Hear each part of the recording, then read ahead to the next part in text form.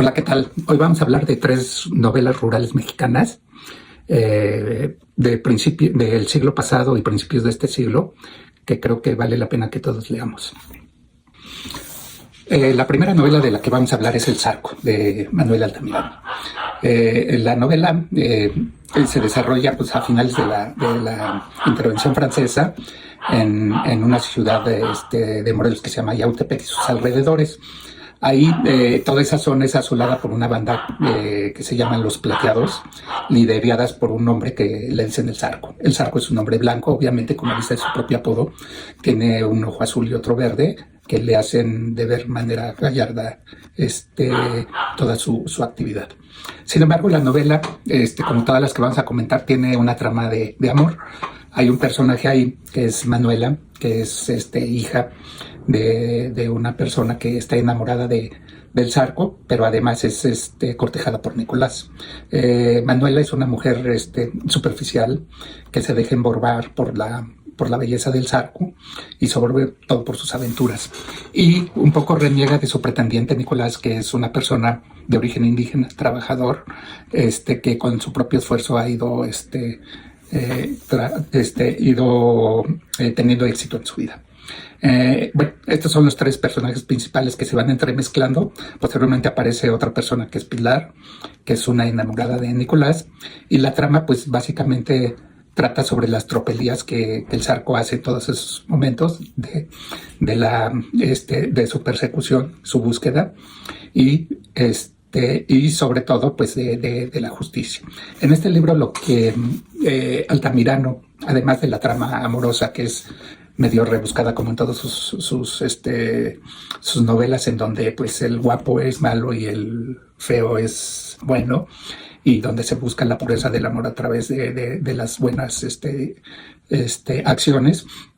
Hay un contexto también muy, muy importante que señala Altamirano. Primero, que fue escrita cuando Altamirano ya estaba distanciado de Benito Juárez, precisamente por las prácticas que hacía para preservar el poder. Una de ellas, pues, fue que durante, sobre todo, la guerra, se asoció o militarizó a las bandas de ladrones pues, para que participaran en la guerra. Y al término de ellas, como no tenía dinero para licenciarlas, licenció pues a los militares que realmente eran ladrones, y su pago fue dejarlos generar tropelías y botines sobre la población rural.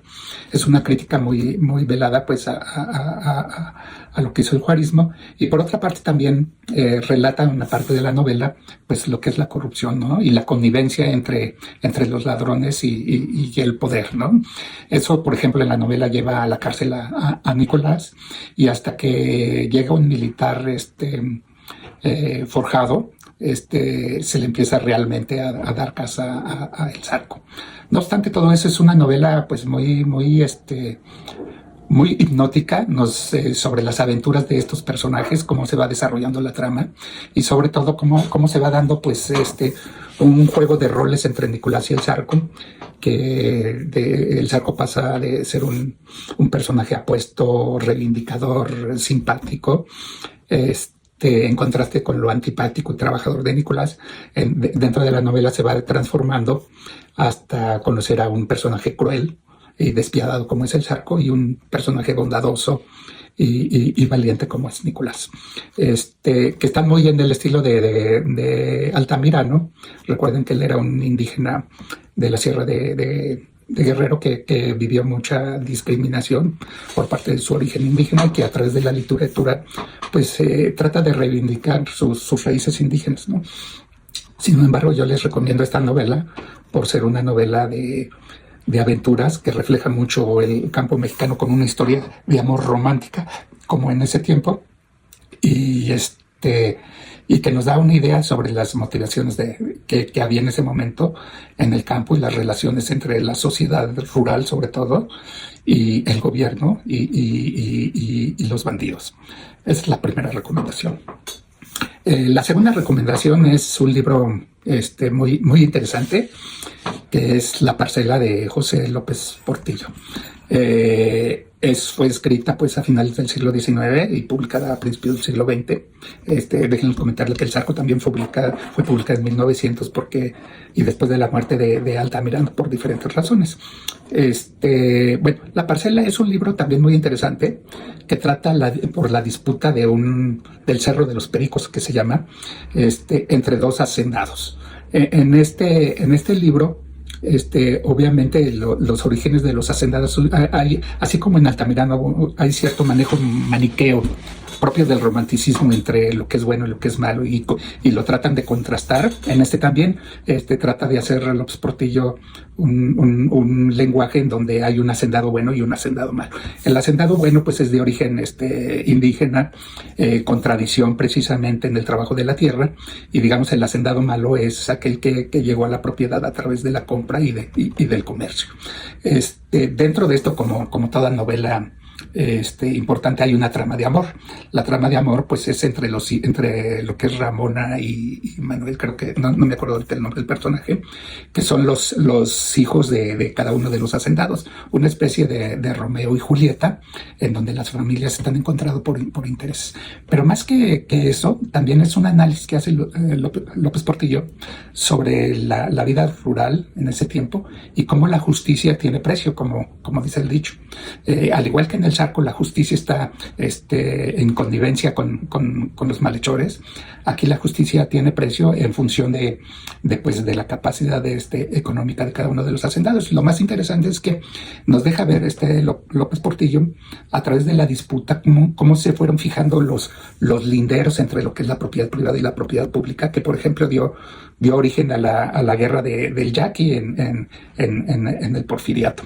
Es una historia de amor muy romántica, en un contexto muy, muy importante de guerra entre lo que es la tradición hacendaria y el nuevo hacendado, en donde en ambas novelas, tanto en El Zarco como en se ve la corrupción política a través de los intereses y el dinero, pero todo esto sirve como marco para una historia de amor. Y en este caso una historia de amor, de lo que se considera el romanticismo tardío. Es una novela muy, muy interesante y muy adictiva. Si uno le empieza a leer, la capacidad de descripción de López Portillo hace que nos interesemos en esta novela y nos vamos metiendo tanto en la trama del amor de los personajes como en la guerra entre los hacendados y todo el contexto que está dando. Yo les súper recomiendo esta novela para aquellos que quieran conocer cómo se veía el mundo en ese momento.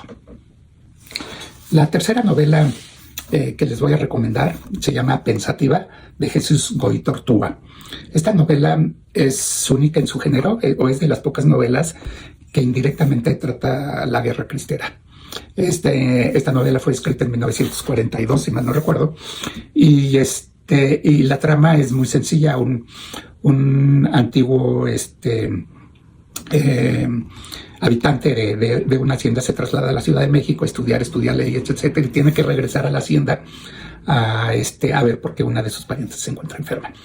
Ya en la hacienda pues se da cuenta que hay muchas mujeres solteras, debido a que en la región donde se desarrolla la novela, fue un núcleo importante de la guerra cristera. Y en esa situación, pues él se da cuenta de que hay muchas mujeres casamenteras. Las tías lo impulsan a que se case con una mujer muy rara o muy paradigmática que le llaman Pensativa. Él inmediatamente se enamora de Pensativa, pero nota que hay como un secreto de su vida que no le quieren develar, pero que él lo considera muy importante para dar el paso al matrimonio. Entonces parte de la novela, o gran parte de la novela, trata de escudriñar en los antecedentes de Pensativa, que lo lleva precisamente a la guerra cristera. Se da cuenta de que ella es hermana de un general cristero que fue traicionado y ahorcado en una parte de la región, y que se produjo una venganza por parte de los cristeros, sobre todo sobre las personas que engañaron al general Infante para su perdición. Digamos que la novela es una novela de amor, en donde se va develando por diferentes capas los acontecimientos de la guerra cristera en la región. Pero lo que hay de fondo sobre esta historia de amor, pues es la violencia irracional que hubo de ambos lados, la capacidad de de destrucción y de salvajismo que cada una de las partes tienen, y cómo esta persona que se llama Roberto,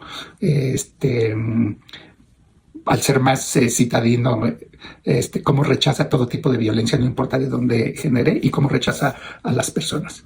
El final es bastante impredecible.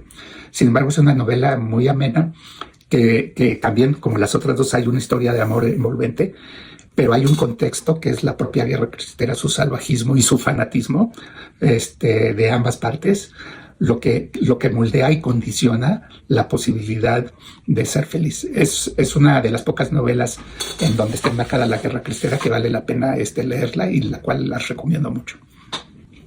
Como verán, estas tres novelas rurales son importantes, no solo por el placer de leer, que es un placer leerlas. Las tres son adictivas, no tienen más de 150 páginas, son vertiginosas, la trama nos atrapa porque hay también una serie de es en cierta manera de una novela de aventuras, y también hay una historia de amor en todas ellas, que tiene sus altibajos en función del contexto social que están viviendo cada una de ellas, ¿no?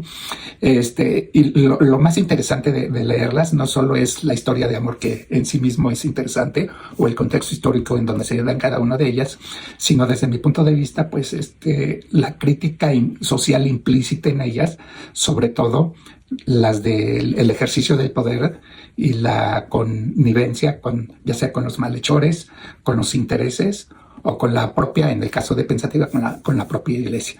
Por ejemplo, en Pensativa, pues muy buena parte de los criterios que aparecen renegan de la propia iglesia, dado los acuerdos que tuvieron en 1928 con el gobierno mexicano para el desarme, ¿no?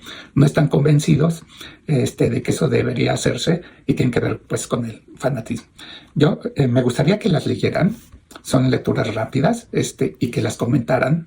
Es, yo creo que una forma muy interesante, muy amena, y sobre todo muy ilustrativa, de atisbar en el pasado de cada uno de nosotros, y ayudarnos a entender lo que somos hoy. Son novelas, como dije, que tienen una historia de amor, pero tienen también un contexto histórico que las va formando, y que va dando, digamos, la iniciativa para que las aventuras de cada uno de estos personajes se desarrollen, y sobre todo las convicciones que cada uno de ellos tiene en lo que hace. Ojalá les gusten y ojalá me las comenten, y por favor léalas. Gracias.